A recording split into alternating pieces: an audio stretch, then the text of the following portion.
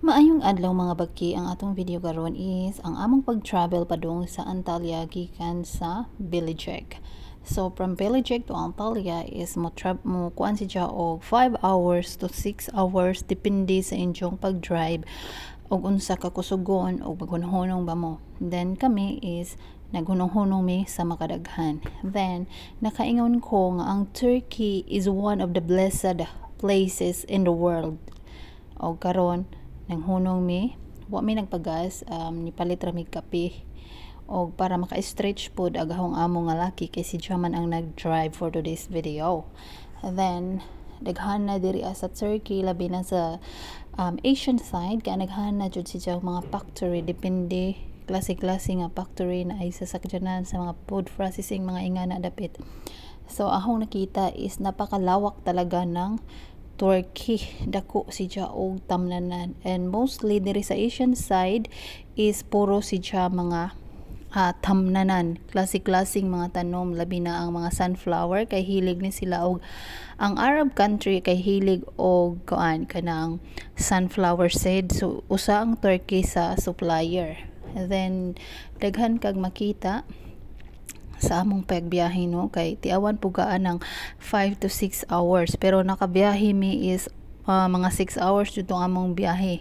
Then nakaingon ko nga nindot lagi gi-bless jud ni sila kay daghan jud silang klase-klaseng mga tanom.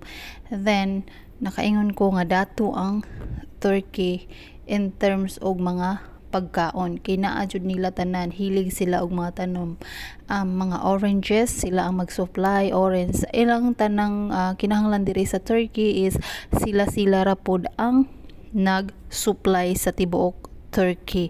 Ilang tanom ilang rang baligya na ingana, pero sometimes kay wa ko kakitag saging diri is inangkat nila ang saging. So kung makita ninyo ning hunong na pud lagi mi kay mangihi or ingana bisag unsa magkape ba or ingana. So mao ni ning hunong na sad mi kay sayo man mi ning travel mga 6:30 in the morning unya ning abot mi sa Antalya murag 12 or 1 6, 7, 8, 9, 10, 11, 12 mga ingana alas 12 jud mi ni abot kapin.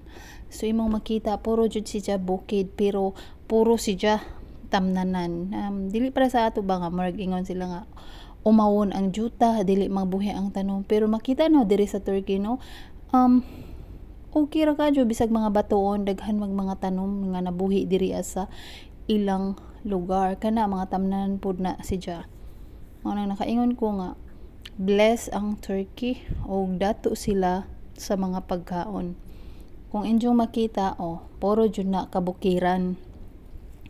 And nagila day diring dan is palto ra pod pero tibuok nganong dili man kanunay adjuhon nga espalto ra man pod ilang dalan. Makatinga ka ba sa Pilipinas espalto kanunay man adjuhon ngano man na.